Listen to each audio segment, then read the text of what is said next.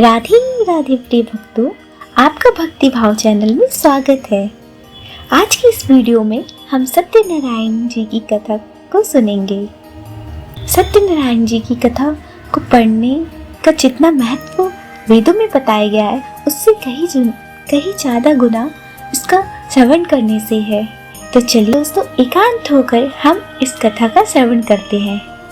शास्त्रों में बताया गया है कि सत्यनारायण व्रत कथा का पाठ करने से व्यक्ति को 1000 यज्ञ करने के बराबर पुण्य फल की प्राप्ति होती है। सत्यनारायण भगवान व्रत कथा में भगवान विष्णु के सत्य स्वरूप के बारे में बताया गया है। इस व्रत का पाठ करने से घर में सुख समृद्धि का वास होता है और भगवान विष्णु की कृपा बनी रहती है। एक समय की बात है, नैशीकरण तिथि में सौनिक आदि 88,000 ऋषियों ने श्री सूत जी से पूछा, हे प्रभु, इस कलयुग में वेद विद्या रहित मनुष्य को प्रभु भक्ति किस प्रकार मिल सकती है तथा उनका उद्धार कैसे होगा? हे मुनिश्रेष्ठ, कोई ऐसा तप बताइए जिससे थोड़े समय में ही पुण्य मिले और मनवांछित फल भी मिल जाए। इस प्रकार की कथा सुनने की हम इच्छा रखते हैं। सर्व शास्त्रों में ज्ञाता सूत जी बोले, हे वैष्णवों में पूज्य, आप सभी ने प्राणियों के हित की बात पूछी है, इसलिए मैं एक श्रेष्ठ व्रत को आप लोगों को बतलाऊंगा, जिसे नारद जी ने लक्ष्मी नारायण जी से पूछा था और लक्ष्मीपति ने मणिश्रेष्ठ नारद जी से कहा था। आप सब इसे ध्यान से सुने। एक समय की बात है, योगी राज नारद जी दूसरे के हित की इच्छा के लिए अनेक लोगों में घूमते हुए मृत्यु लोक में आ पहुंचे। यहाँ उन्होंने अनेक योनियों में जन्मे प्रायः सभी मनुष्यों को अपने कर्मों द्वारा अनेकों पीड़ित देखा। उनका दुख देख नारद जी सोचने लगे कि कैसा यत्न किया जाए जिसके करने से निश्चित रूप से मानव के दुखों का अंत हो जाए। इसी विचार का मनन करते हुए वह विष्णु लोक में गए। वहाँ वह देवों के ईश नारायण की स्तुति करने लगे, जिनके हाथों में शंख, चक्र, गदा और पद्म थे, गले में वरमाला पहने हुए थे। स्तुति करते हुए नारद जी बोले, हे भगवान, आप अत्यंत शक्ति से संपन्न हैं। मन तथा वाणी भी आपको नहीं पा सकती। आपकी आदि मध्य तथा अंत नहीं है। निर्गुण स्वरूप सृष्टि के कारण भक्तों के दुख को दूर करने वाले आपको मेरा नमस्कार है। नारद जी की स्तुति सुन विष्णु भगवान बोले, हे मुनिश्रेष्ठ, आपके मन में क्या बात है? आप किस काम के लिए पधारे हैं, उसे संकोच कहो। इस पर नारद जी बोले कि मृत्यु लोक में अनेक योनियों में जन्मे मनुष्य अपने कर्मों के द्वारा अनेकों दुख से दुखी हो रहे हैं। हे नाथ, आप मुझ पर दया रखते हो तो बताइए कि वो मनुष्य थोड़े प्रयास में ही कैसे अपने दुखों से छुटकारा पा सकते हैं। श्री हरि बोले, हे नारद, मनुष्यों की भलाई के लिए तुमने बहुत अच्छी बात पूछी है, जिसके करने से मनुष्य मोह से छूट जाता है। वह बात मैं कहता हूँ, उसे सुनो। स्वर्ग लोक व मृत्यु लोक दोनों में एक दुर्लभ उत्तम व्रत है जो पुण्य देने वाला है। आज प्रेमवश होकर मैं उसे तुमसे कहता हूँ। श्री सत्यनारायण भगवान जी का यह व्रत अच्छी तरह विधि विधान पूर्ण करके मनुष्य तुरंत ही यहाँ सुख भोग कर मरने पर मोक्ष पाता है। श्री हरि की वचन सुन नारद जी बोले कि उस व्रत का फल क्या है और उसका विधान क्या है? यह व्रत किसने किया था? इस व्रत को किस दिन करना चाहिए? सभी कुछ विस्तार से बताए। नारद जी की बात सुनकर श्री हरि बोले, दुख व शोक को दूर करने वाला, यह सभी स्थानों पर विजय दिलाने वाला, मानव को भक्ति व श्रद्धा के साथ शाम को श्री सत्यनारायण जी की पूजा धर्म परायण होकर ब्राह्मणों व बंधुओं के साथ करनी चाहिए। भक्ति भाव से ही नैवेद्य, केले का फल, घी, दूध और गेहूं का आटा सवाया ले। गेहूं के स्थान पर साठी का आटा, शक्कर तथा गुड़ लेकर वह सभी भक्षण योग्य पदार्थों को मिलाकर भगवान का भोग लगाएं। ब्राह्मणों सहित बंधु बांधवों को भी भोजन कराएं, उसके बाद स्वयं भोजन करें, भजन कीर्तन के साथ भगवान की भक्ति में लीन हो जाए। इस तरह से सत्यनारायण भगवान का यह व्रत करने पर मनुष्य की सारी इच्छाएं पूरी हो जाती है। इस कलिकाल अर्थात कलयुग में मृत्यु लोक में मोक्ष का यही एक सरल उपाय है। श्री सत्यनारायण व्रत का कथा का पहला अध्याय संपूर्ण। बोलिए श्री सत्यनारायण भगवान की जय। सत्यनारायण भगवान जी की व्रत कथा का दूसरा अध्याय। सूत जी बोले, हे ऋषियों, जिसने पहले समय में इस व्रत को किया था उनका इतिहास कहता हूँ, ध्यान से सुनो। सुंदर काशीपुर नगरी में एक अत्यंत निर्धन ब्राह्मण रहता था। भूख प्यास से परेशान वह धरती पर घूमता रहता था। ब्राह्मणों से प्रेम करने वाले भगवान ने एक दिन ब्राह्मण का वेश धारण कर उसके पास जाकर पूछा, हे विप्र, नित्य दुखी होकर तुम पृथ्वी पर क्यों घूमते हो? दीन ब्राह्मण बोला, मैं निर्धन ब्राह्मण हूँ, भिक्षा के लिए धरती पर घूमता हूँ। हे भगवान, यदि आप इसका कोई उपाय जानते हो तो बताइए। वृद्ध ब्राह्मण कहता है कि सत्यनारायण भगवान मनोवांछित फल देने वाले हैं, इसलिए तुम उनका पूजन करो। इसे करने से मनुष्य सभी दुखों से मुक्त हो जाता है। वृद्ध ब्राह्मण बनकर आए सत्यनारायण भगवान उस निर्धन ब्राह्मण को व्रत का सारा विधान बताकर अंतर्ध्यान हो गए। ब्राह्मण मन में सोचने लगे कि जिस व्रत को वृद्ध ब्राह्मण करने को कह गया है मैं उसे जरूर करूंगा। यह निश्चय करने के बाद उसे रात में नींद नहीं आई। वह सवेरे उठकर सत्यनारायण भगवान के व्रत का निश्चय कर भिक्षा के लिए चला गया। उस दिन निर्धन ब्राह्मण को भिक्षा में बहुत धन मिला, जिससे उसने बंधु बांधवों के साथ मिलकर श्री सत्यनारायण भगवान का व्रत संपन्न किया। भगवान सत्यनारायण का व्रत संपन्न करने के बाद वह निर्धन ब्राह्मण सभी दुखों से छूट गया और अनेक प्रकार की संपत्तियों से युक्त हो गया। उसी समय से यह ब्राह्मण हर माह इस व्रत को करने लगा। इस तरह से सत्यनारायण भगवान के व्रत को जो मनुष्य करेगा वह सभी प्रकार के पापों से छूटकर मोक्ष को प्राप्त हो जाएगा। जो मनुष्य इस व्रत को करेगा वह भी सभी दुखों से मुक्त हो जाएगा। सूत जी बोले, इस तरह नारद जी से नारायण जी का कहा हुआ श्री सत्यनारायण व्रत को मैंने तुमसे कहा है। हे विप्रो, मैं अब और क्या कहूँ? ऋषि बोले, हे मुनिवर, संसार में उस विप्र से सुनकर और किसने इस व्रत को किया, हम इस सब बातों को सुनना चाहते हैं। इसके लिए हमारे मन में श्रद्धा भाव है। सूत जी बोले, हे मुनियों, जिसने इस व्रत को किया है वे सब सुनो। इस समय वही विप्रधन व ऐश्वर्य के अनुसार अपने बंधु बांधवों के साथ इस व्रत को करने को तैयार हुआ। उसी समय एक लकड़ी बेचने वाला बुढ़ा आदमी आया और लकड़ियां बाहर रखकर अंदर के ब्राह्मण के घर में गया। विप्र को नमस्कार कर पूछने लगा, आप यह क्या कर रहे हो?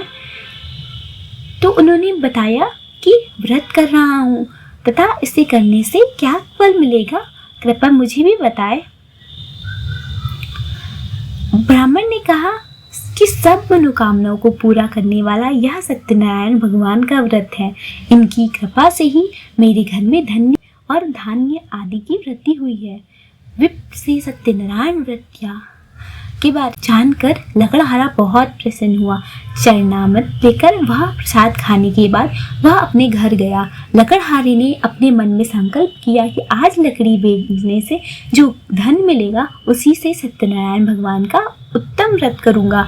मन में इस विचार को लेके बूढ़ा आदमी सिर पर लकड़ियां रख उस नगर को बेचने गया जहां धनी लोग ज्यादा रहते थे। उस नगर में उसे लकड़ियों का दाम पहले के दाम के 4 गुना अधिक मिला। बुढ़ा प्रसन्न के साथ दाम लेकर केले, शक्कर, घी, दूध, दही और आटा ले गया और सत्यनारायण भगवान के व्रत की अन्य सामग्रियां लेकर अपने घर गया। वहां उसने अपने बंधु बांधवों को बुलाकर विधि विधान से सत्यनारायण भगवान का पूजन और व्रत किया। इस व्रत के प्रभाव से वह बुढ़ा लकड़हारा धन पुत्र आदि से युक्त होकर संसार के समस्त सुख भोग अंत काल में वैकुंठ धाम चला गया। श्री सत्यनारायण व्रत कथा का दूसरा अध्याय संपूर्ण हुआ। बोलिए श्री सत्यनारायण भगवान की जय। सत्यनारायण भगवान की कथा का तीसरा अध्याय। सूत जी बोले, हे श्रेष्ठ मुनियों, अब आगे की कथा कहता हूँ। पहले समय में उल्कामुख नाम के एक बुद्धिमान राजा था। वह सत्यवक्ता और जितेंद्रिय था। प्रतिदिन देव स्थानों पर जाता और निर्धनों को धन देकर उसके कष्ट दूर करता तथा उसकी पत्नी कमल के समान मुख वाली तथा सती सावित्री थी। भद्रशीला नदी के तट पर उन दोनों ने भगवान का व्रत किया। उसी समय साधु का नाम एक वैश्य आया। उसके पास व्यापार करने के लिए बहुत सा धन भी था। राजा को व्रत करते देख वह विनय के साथ पूछने लगा, हे राजन, भक्ति भाव से संपूर्ण होकर आप क्या कर रहे हैं? मैं सुनने की इच्छा रखता हूँ, तो आप मुझे बताएं। राजा बोला, हे साधु, अपने बंधु बांधवों के साथ त्रादि के प्राप्ति के लिए एक महाशक्तिमान श्री सत्यनारायण भगवान जी का व्रत व पूजन कर रहा हूँ। राजा के वचन सुन साधु आदर से बोला, हे राजन, मुझे इस व्रत का सारा विधान कहिए। आपकी कथा अनुसार मैं भी इस व्रत को करूँगा। मेरी भी संतान नहीं है और इस व्रत को करने से निश्चित रूप से मुझे संतान की प्राप्ति होगी।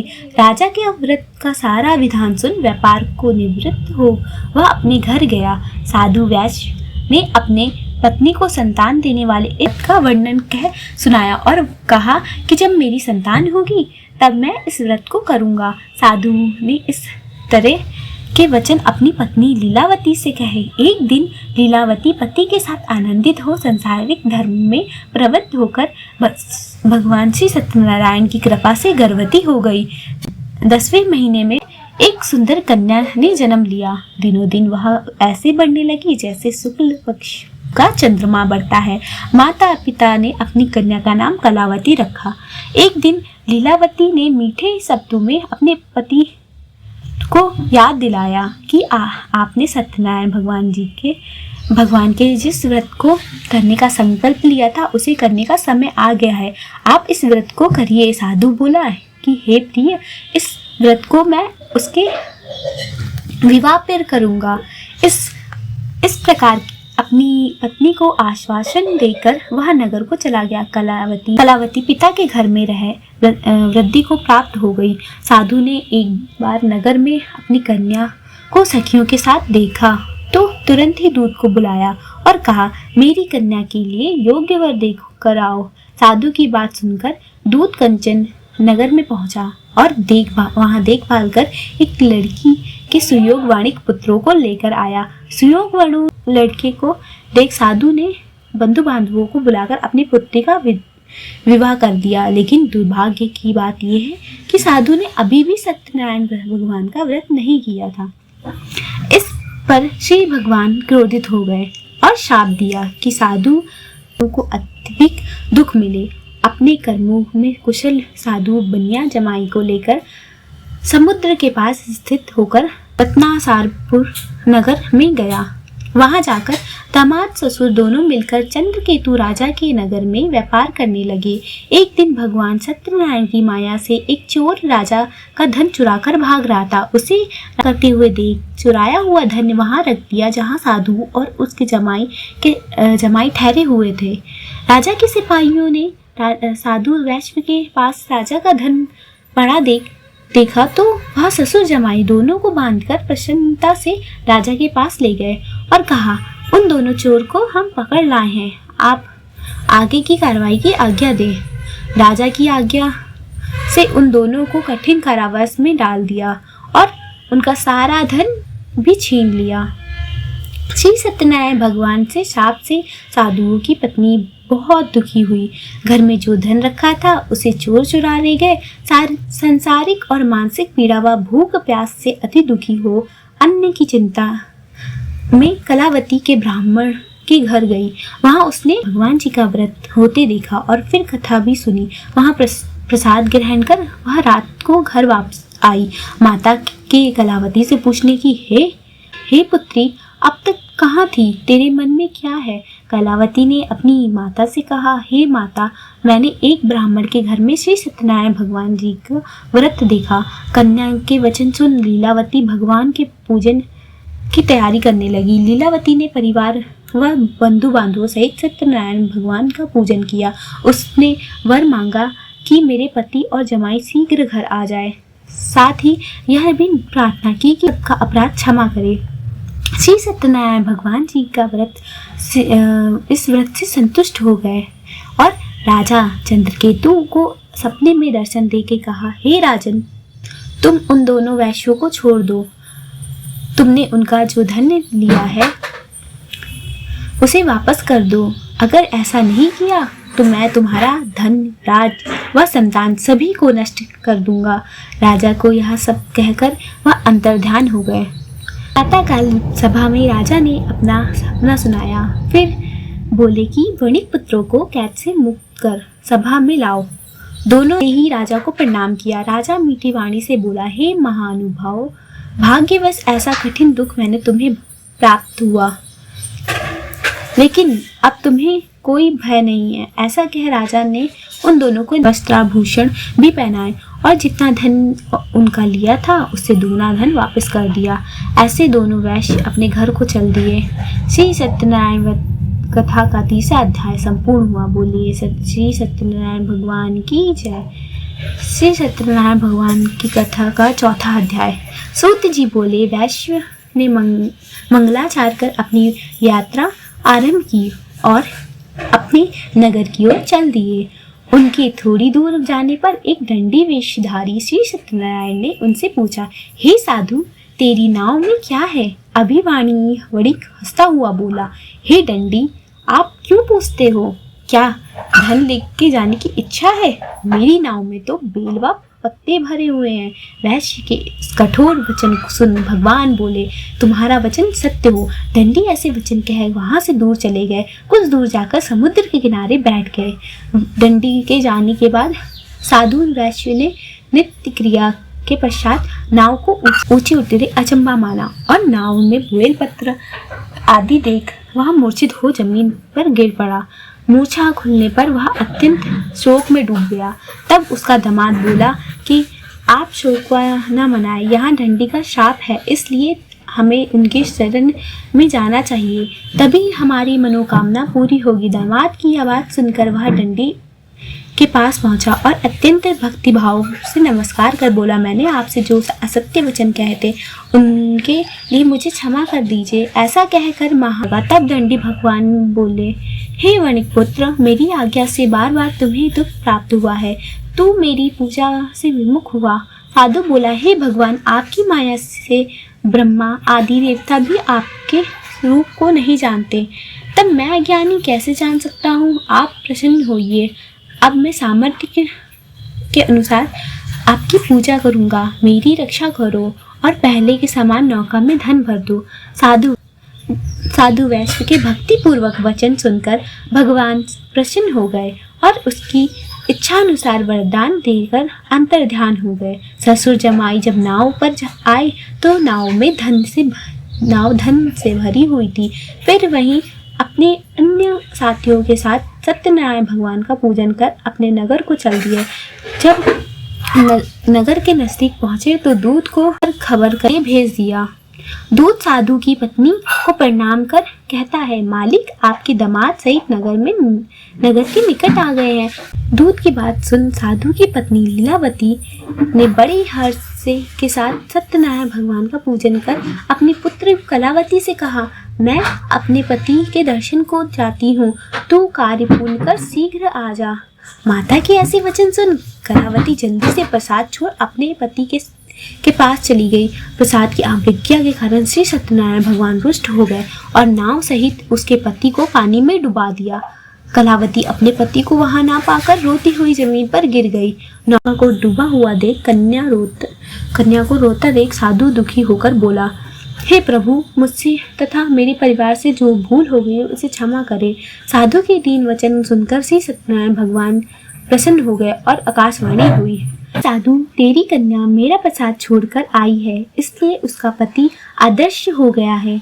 यदि घर जाकर प्रसाद खाकर लौटती तो इसे उसका पति अवश्य मिलेगा। ऐसी आकाशवाणी सुन कलावती घर पहुंचकर प्रसाद खाती है और फिर आकर अपने पति के दर्शन करती है। उसके बाद साधु अपने बंधु बांधवों सहित श्री सत्यनारायण भगवान का विधि विधान पूजन करता है और इस लोक का सुख भोग वह अंत में स्वर्ग की ओर जाता है। श्री सत्यनारायण भगवान व्रत कथा का चौथा अध्याय संपूर्ण। बोलिए श्री सत्यनारायण भगवान की जय। श्री सत्यनारायण भगवान की व्रत कथा का 5वां अध्याय।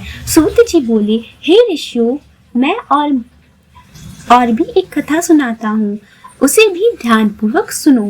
प्रजा पालन में लीन तुंगध्वज नाम का एक राजा था। उसने भी भगवान का प्रसाद त्याग कर बहुत ही दुख सहन किया। एक बार वन में जाकर वह वन्य पशुओं को मारकर वह बड़ के पेड़ के नीचे आया। वहां उसने ग्वालों को भक्ति भाव से अपने बंधुओं सहित सत्यनारायण भगवान का पूजन करते देखा। अभिमानवश राजा ने उन्हें देखकर भी पूजा स्थान पर नहीं गया और ना ही भगवान को नमस्कार किया। ग्वालों ने राजा को प्रसाद दिया, लेकिन उसने वह प्रसाद नहीं खाया और प्रसाद को वहीं छोड़कर अपने नगर को चला गया। जब वह नगर पहुंचा तो वहाँ सब कुछ तहस नहस हुआ पाया, तो वह शीघ्र ही समझ गया कि वह सब भगवान ने ही किया है। वह दोबारा ग्वालों के पास पहुंचा और विधि पूर्वक पूजा कर प्रसाद खाया तो श्री सत्यनारायण भगवान जी की कृपा से सब कुछ पहले जैसा हो गया। दीर्घ काल तक सुख भोगने के बाद वह मरणोपरांत उसे स्वर्गलोक की प्राप्ति हुई। जो मनुष्य परम दुर्लभ इस व्रत को करेगा तो भगवान सत्यनारायण की अनुकंपा से उसे धन्य धान्य की प्राप्ति होगी। निर्धन धनी हो जाता है और भययुक्त हो जाता है। संतानहीन मनुष्य को संतान सुख मिलता है और सारी मनोरथ पूर्ण होने पर मानव अंतकाल में वैकुंठ धाम को जाता है। सूत जी बोले, जिन्होंने इस व्रत को किया है वह उनके दूसरे जन्म की कथा कहता हूँ। सतानंद ब्राह्मण ने सुदामा का जन्म लेकर मोक्ष की प्राप्ति की। लकड़हारे ने अगले जन्म में निषाद बनकर मोक्ष की प्राप्ति की। उल्कामुख नाम का राजा दशरथ होकर वैकुंठ को गए। साधु नाम के वैश्य ने मोर ध्वज बनकर अपने पुत्र को आरे से चीरकर मोक्ष पाया। महाराज ने स्वयंभू होकर भगवान में भक्ति युक्त हो कर्म कर मोक्ष पाया।